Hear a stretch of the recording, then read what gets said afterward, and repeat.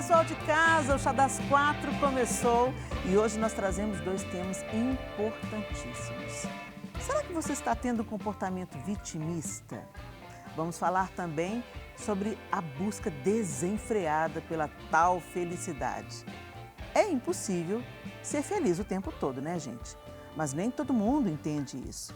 Então fica ligadinho aí que o nosso programa já está no ar.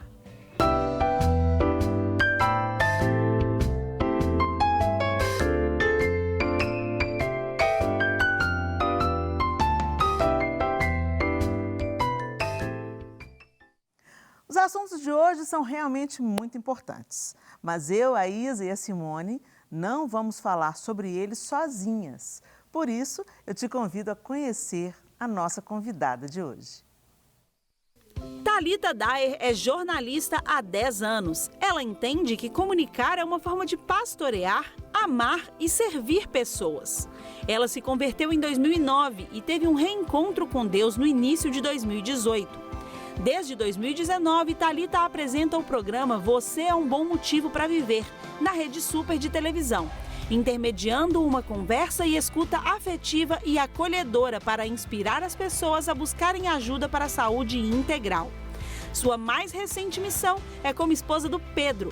Casada há 3 meses, está vivendo a restauração de Deus em todas as áreas da sua vida. Ah, que delícia, gente, receber a Thalita. Thalita, obrigada por atender o nosso convite. É uma honra para mim estar com mulheres tão maravilhosas em um chá delicioso como esse. Muito obrigada. Você é querida demais e inspira, e ninguém melhor do que você para conversar com a gente sobre esses temas. Principalmente o segundo, né? Vamos falar de felicidade, mas antes nós vamos falar sobre vitimismo. Ô, gente, a gente vive um tempo onde as pessoas... Vocês já ouviram falar de pessoas que têm as dores de estimação? Aquelas pessoas que não gostam, não querem, parece que não querem se ver livres da dor. É aquela pessoa que está sempre chorando sobre o mesmo leite derramado. Não é nem um leite de cada dia derramado. É aquele antigo leite que está lá derramado, azedo há muito tempo, a pessoa continua falando e ela não usa nada daquilo que ela viveu para ressignificar e seguir em frente. O que vocês acham que provoca o vitimismo? O vitimismo é uma voz da dor. E a dor, ela grita. E essa voz, eu acredito, ela só abaixa de volume com decisões diárias e constantes. É literalmente você ligar, agora não existe mais essa coisa assim, então, né? Hoje é podcast, né? A gente vai lá, vou colocar, né? Você liga aquele botão ali, aciona e aquilo ali fica cada vez mais latente na sua vida. É um valor que você dá às coisas demasiadamente falando, a minha interpretação.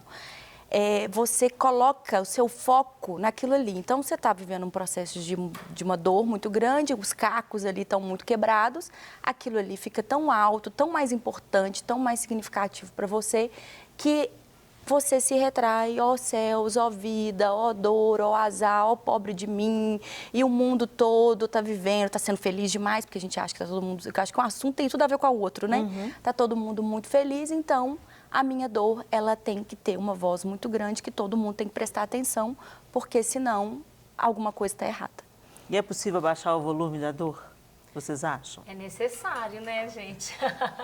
Precisamos, é super possível, porque a verdade é que o vitimismo, ele nos coloca, como você bem disse, no centro do mundo, né? Então, às vezes, situações que não tem nem a ver com a gente acha que não. É porque eu passei por isso, ou é porque é comigo. Se fosse com outra pessoa, não seria assim. Então, o vitimismo, ele distorce a nossa visão sobre um monte de realidades e até de outras pessoas. Então, a gente se coloca no centro do mundo, no centro de todas as soluções e sempre como a pessoa mais lesada, mais prejudicada. E isso vai afetando os nossos relacionamentos, não só a nós mesmos, mas os relacionamentos. Então, é urgente. A pessoa, primeiro, ela tem que enxergar que ela está nesse lugar, né? Independente do que ela passou, que talvez de fato foi doloroso, foi difícil, né? Mas ela primeiro precisa enxergar que ela precisa mudar.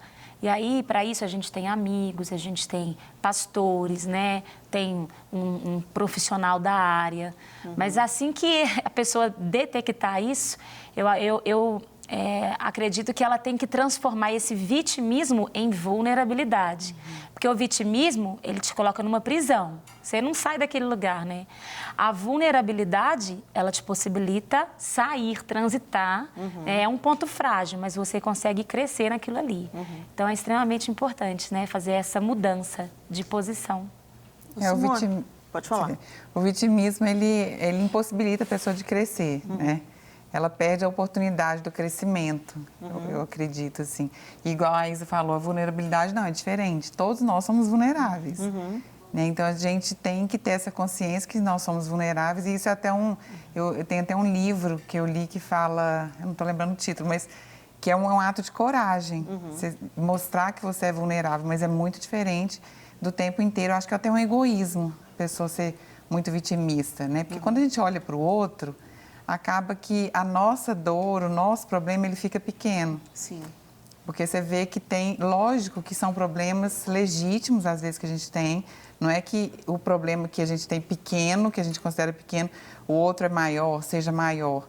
Mas quando você começa a servir o próximo, a olhar para o próximo, a escutar as pessoas mais, aí parece que fica um pouco de lado. E existe o crescimento. Você vai entendendo que não é só você que tem dores. Agora, tem jeito da gente identificar o vitimismo? Assim, é muito fácil a gente identificar o vitimismo no outro. É aquela pessoa que sempre está se lamuriando, sempre... É aquela pessoa que você pergunta, tá tudo bem? E a pessoa sempre responde, mais ou menos. Eu estou vivendo isso. A vida do outro é tão boa. A pessoa não sabe o que é problema. Eu é que sei o que é problema. Então, algumas coisas a gente vai identificando no outro. Mas vocês acham que é possível a gente identificar se a gente é vitimista ou se a gente entrou num caminho que pode nos levar a um vitimismo crônico? O que vocês acham? Meninas, como é um chá, a gente pode trocar confidências, não pode? Pode. Não só pode, como deve. Então, não vai sair daqui, tá? Eu vou falar. Não vai sair daqui. Não vai sair daqui. E que de alguma forma sirva, né, de proveito, porque a gente pode falar da pessoa que a gente mais entende ou mais tem perguntas. E essa pessoa, no caso, sou eu mesma. A pessoa que eu mais entendo ou a pessoa que eu mais tenho perguntas por ela sou eu mesma. E eu vivi isso. Depois de uma série de lutos, né, perda da minha irmã, vários amigos que eu perdi, minha mãe que faleceu, um divórcio, enfim, tantas situações que eu passei, que eu vivi, eu estava exatamente nesse lugar, que eu não conseguia calar essa voz. Porque a minha dor, ela é minha, eu que sei o que eu estou passando, olha como é difícil e tal. E quando eu me vi naquele lugar, por meio da exposição à palavra de Deus, em uma conversa muito íntima, né? Porque a gente tem chás com Deus mais íntimos e confidenciais do que esse que a gente tá, né? E que ele me mostrou, você vai continuar idolatrando os cacos ou você vai me adorar?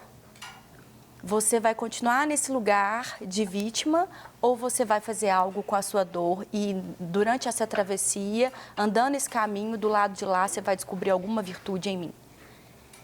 E eu falei, meu Deus, o que eu vou fazer agora? Então, A Coragem de Ser Imperfeito, uma das literaturas que, na época, eu me apropriei dela para poder ressignificar esse momento que eu estava vivendo, me mostrou, eu falei, eu estou vulnerável, mas eu não estou inadequada de recomeçar.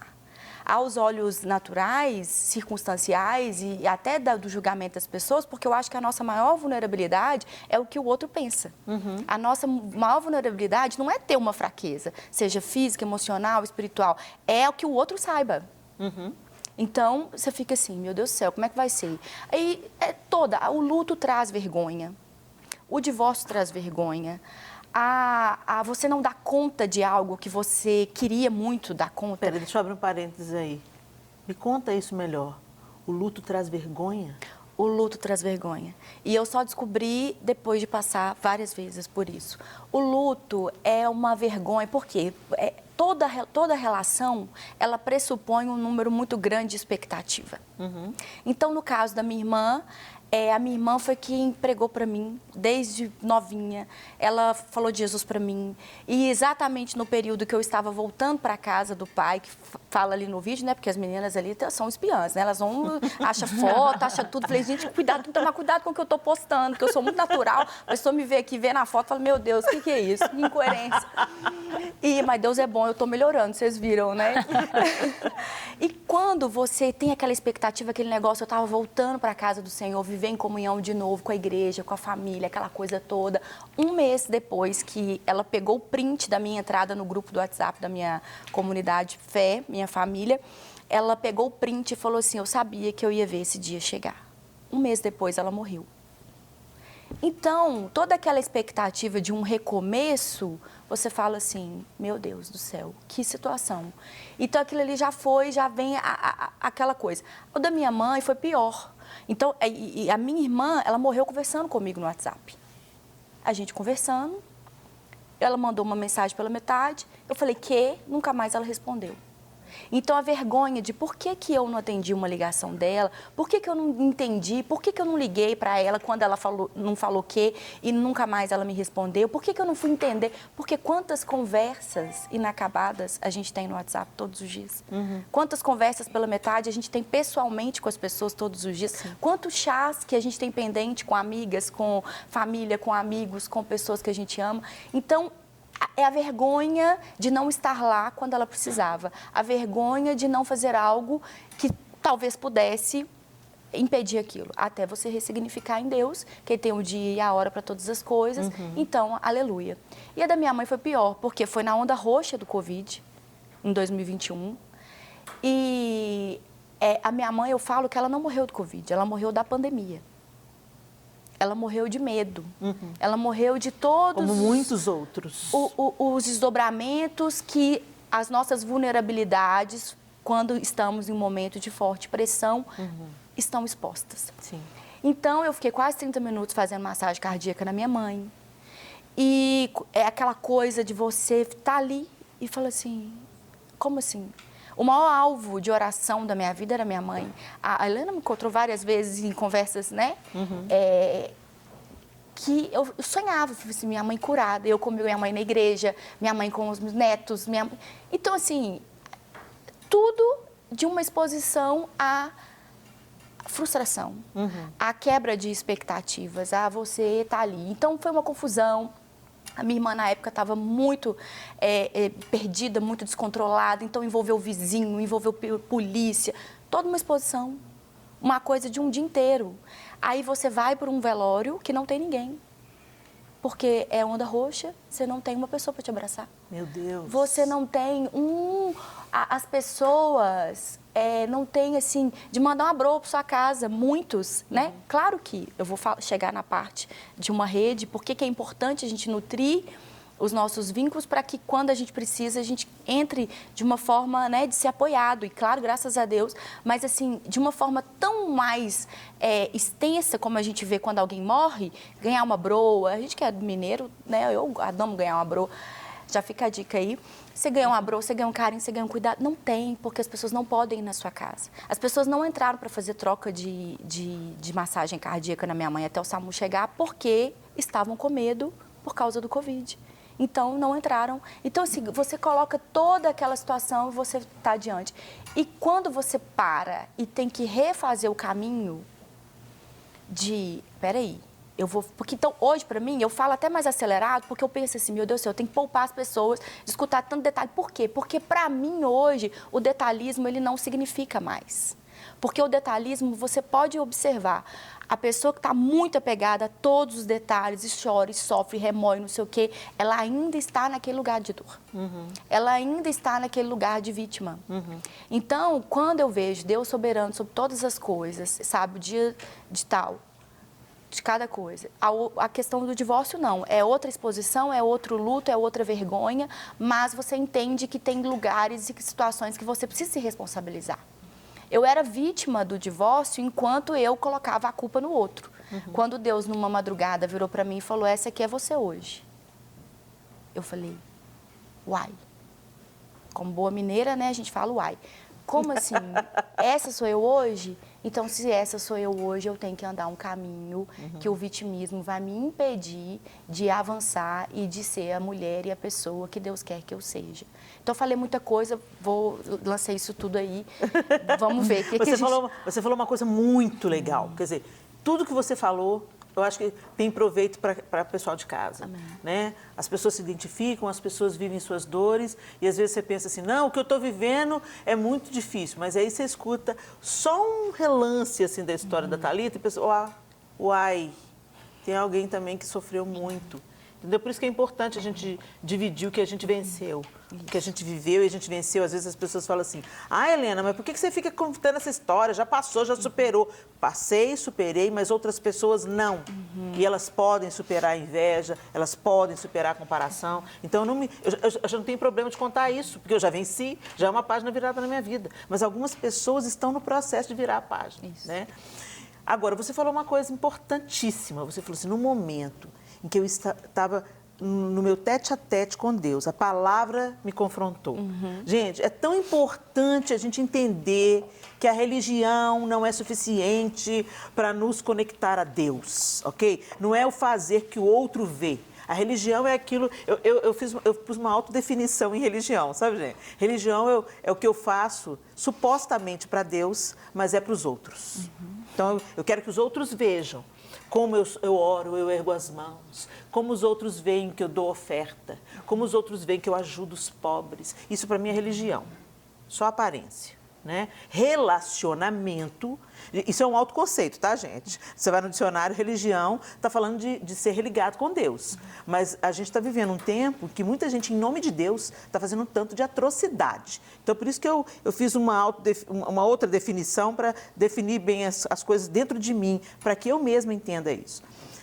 E o relacionamento não. O relacionamento é quando você vai para a Bíblia, porque você precisa ouvir Deus. Porque você quer conhecer Deus. Porque a palavra de Deus é a parte do diálogo que Ele fala. Então, as pessoas vão lá bater o ponto na Bíblia, né? E, às vezes, numa dessa de bater ponto, Deus fala também, né? Porque Ele é misericórdia e amor.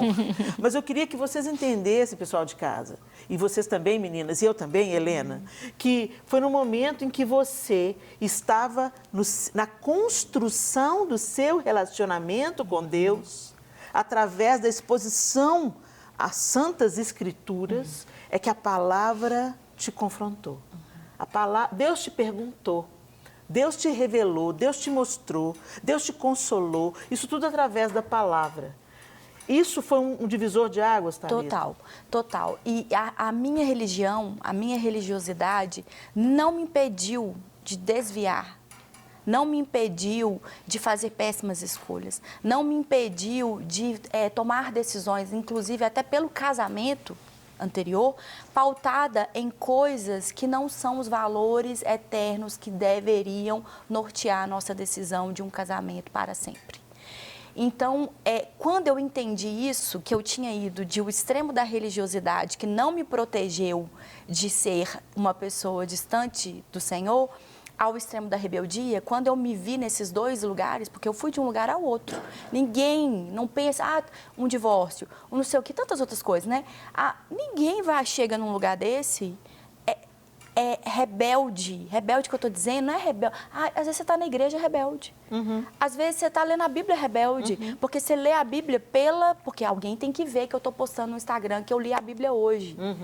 Mas eu não tive uma conversa real com Jesus. Sim. O religar, né, a da Deus... religião? É isso. É a aparência que não sustenta. A aparência não me sustenta no dia do caos. A aparência não me sustenta diante da minha mãe estirada no chão do quarto dela. A aparência não me deixa imune a um divórcio, que era, assim, a coisa que eu mais sonhei na vida, um casamento e tal, e você sobreviver, porque muitas mulheres estão hoje nos ouvindo amarguradas, estão hoje nos ouvindo numa posição que não é a posição que Deus tem para elas.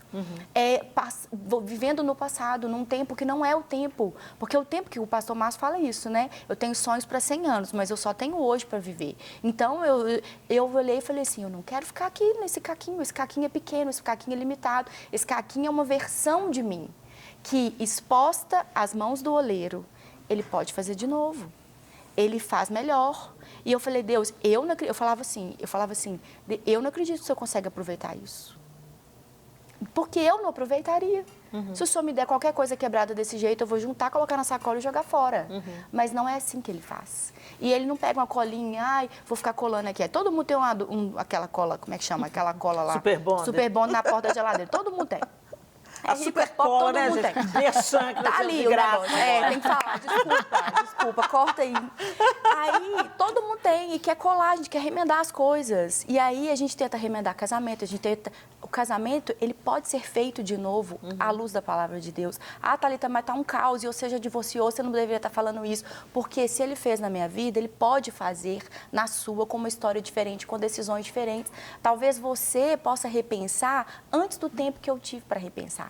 Talvez você pode repensar um noivado, que você quer casar a qualquer custo, porque você acha que você está velha, você quer casar a qualquer custo, porque sua amiga já casou, você quer fazer isso de qualquer maneira, ainda que não seja a maneira de Deus para você, e lá na frente você vai ter que escutar, como minha mãe dizia, minha filha, quem não ouve conselho, ouve coitado. E eu acho também, Thalita, que existe assim, o vitimismo, que a gente falar para o outro, que a gente se diminuir, e existe a diferença de você ir a Deus, né? E falar, Deus, eu não consigo. Eu preciso do Senhor, porque eu não consigo. Você falar isso com Deus direto, né? Diferente de você ir no outro e ficar falando com as pessoas. Porque aí é uma forma de humildade mesmo com Deus. E Ele não despreza, né, esse coração. Realmente, quando a gente chega diante de Deus e dá nome às coisas, que eu acho muito importante dar nome. Hoje em dia as pessoas não dão nome. Elas falam, eu tô com... eu não posso falar que está difícil, eu tenho que falar que está desafiador. Sim. Eu não posso falar a palavra difícil, aí você já fica morrendo de medo. Eu falo alguma coisa. Não, é porque não, é desafiador. Tudo bem, gente, assim, os coaches que me perdoem. Mas, assim, outro dia eu estava pensando nisso. Falei, não, gente, mas tem coisa que está difícil. Gente, se o coach fala isso comigo, vai estar muito mal. Escuta aqui, meu filho, está difícil mesmo. Está difícil. Pode passar para a etapa do desafiador, mas por enquanto está difícil. É terrível.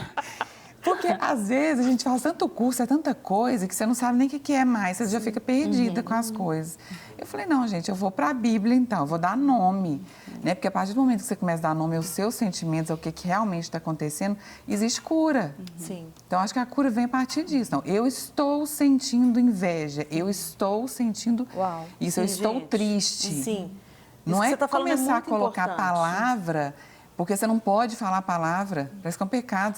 O que vão pensar de mim se eu falar que eu sou invejosa? Entendeu? Eu lembro que a primeira vez, gente, que eu dei meu testemunho, que eu falei num púlpito, isso há 15 anos atrás, que eu falei, eu tinha inveja.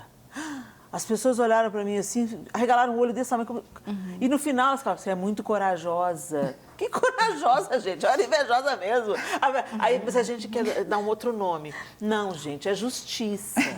É justiça, porque por que Deus dá para um e não dá para outro? Sabe como? Você ainda põe a culpa em Deus ainda. É inveja branca. Eu falo, não existe inveja branca. Inveja branca, inveja preta, inveja amarela. Não tem. Inveja é inveja. Inveja é inveja. Tristeza é tristeza. Dificuldade é dificuldade. Não tem. Então, as pessoas estão muito camuflando as coisas, os sentimentos. Por isso que não está tendo cura. Então, foi o que aconteceu com a Thalita. Eu acredito que ela realmente falou. Ela verbalizou. Ela verbalizou. E aí existiu a cura, a transformação. Eu verbalizei bastante, né? Eu fiz 3 ciclos, eu estou no meu 4º ciclo da Escola de Cura, que é um programa de restauração emocional, espiritual, essa tríade, né? Lá na minha igreja, na Power. Eu estou no 4º agora, eu fiz terapia, eu escuto os meus amigos. Que coisa boa. Elegi uma rede de pessoas íntimo, um círculo íntimo de pessoas que eu escuto, que eu confio, os meus pastores, bispos, as minhas amigas, um ciclo muito pessoal, que tem autoridade para virar para mim e falar coisas que eu não quero ouvir. Que viram para mim e falam assim, eu lembro que na época, né, uma das coisas que eu fiz é autorizar algumas pessoas a falar o que eu precisava fazer. Então, eu preciso mesmo? Você tem certeza, Helena? Tenho. Então, eu vou lá e vou fazer porque eu acredito nela. Eu confio nela, então eu sei o que ela está me dizendo. Eu não queria fazer. Eu fiz tanta coisa que eu não queria fazer, que depois eu comecei a querer fazer aquilo. De tanto fazer sem querer. O programa Você é um Bom Motivo para Viver nasceu em um setembro amarelo. Tinha um mês que a minha irmã morreu. na época, eu escrevi essa frase, você, vendo todo mundo, né? E eu não queria. Gente, eu tive síndrome do pânico, eu tive uma ansiedade, assim, que eu não sabia. O coração, tá todo mundo aqui tranquilo. Para mim, tá superlotado. Na época, eu achava que estava superlotado, que era muita gente. 4 pessoas, tá muito cheio. Eu não conseguia ficar. Era uma coisa, assim, terrível. O coração, a sensação, vinha aqui na boca, assim, e não tá acontecendo nada. Eu olhava, Helena, você não tá vendo? Meu coração tá assim, você não tá enxergando. E aquilo me incomodava, que a pessoa não via que eu estava sentindo aquilo. E não bastasse isso, minha outra irmã mais nova teve 4 meses depois um acidente de carro, que eu cheguei no lugar, eu falei assim, eu vim aqui para ver minha irmã morta, porque não tem condição, entre um ônibus e um carro. Então aquilo tudo foi me deixando muito ansiosa, muito com medo de perder as pessoas, muito com medo de me relacionar, porque eu falava assim, elas vão morrer ou elas vão embora. Eram os 2 pensamentos que eu tinha. Então, eu tive que ir dando concessão a algumas pessoas para eu obedecer os comandos que Deus estava me dando por meio da vida delas.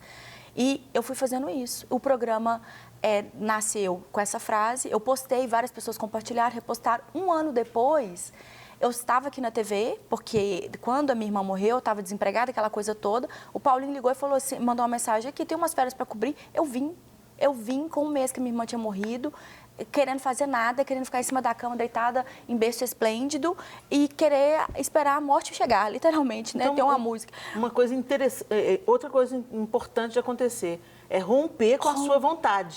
Né? A vontade dela era ficar entregue, era ficar na cama. A minha vontade ia me matar.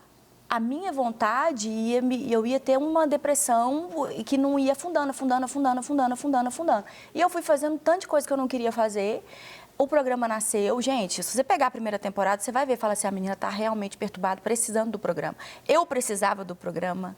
Então, eu sabia, quando eu compartilhava aquilo, graças a Deus por essa casa, que naquele momento estava menos preocupada com a minha aparência do que com a essência da missão que Deus me confiou. E o programa hoje está muito bonito. Vou fazer, claro, o Merchan está concordando com o Chá das 4, porque está muito bonito. Eu floresci, aleluia, glória a Deus. E se você não desistir, você vai florescer. Amém. Se você não desistir, se você não idolatrar a sua dor, se você idolatrar o Senhor no meio do vale, você vai florescer. Acabou tudo. Já falou ali que eu estou passando Helena, no tempo. eu acho que a gente pode acrescentar, então, 2 coisas aqui que também peguei aí da fala da Thalita. Uma delas é aquela pessoa que também... Você estava falando dessa autoavaliação, né? Como é que eu vou perceber que eu estou nesse lugar, né? Aquela pessoa que está muito apegada, às vezes, nos detalhes, naquelas coisas pequenas que aconteceram, né? E a outra coisa que é quando você falou aqui agora no final, que é uma pessoa que está estagnada, né? Então, aquela pessoa que tem um comportamento muito repetitivo, todo lugar que ela passa sempre dá ruim, sempre dá errado, não fica em lugar nenhum, está sempre ali, né? Porque sempre o erro, o problema está no outro lugar. Nunca ela consegue fazer essa avaliação de, peraí, tem alguma coisa também em mim, porque eu que sou a figurinha repetida nesses lugares, né?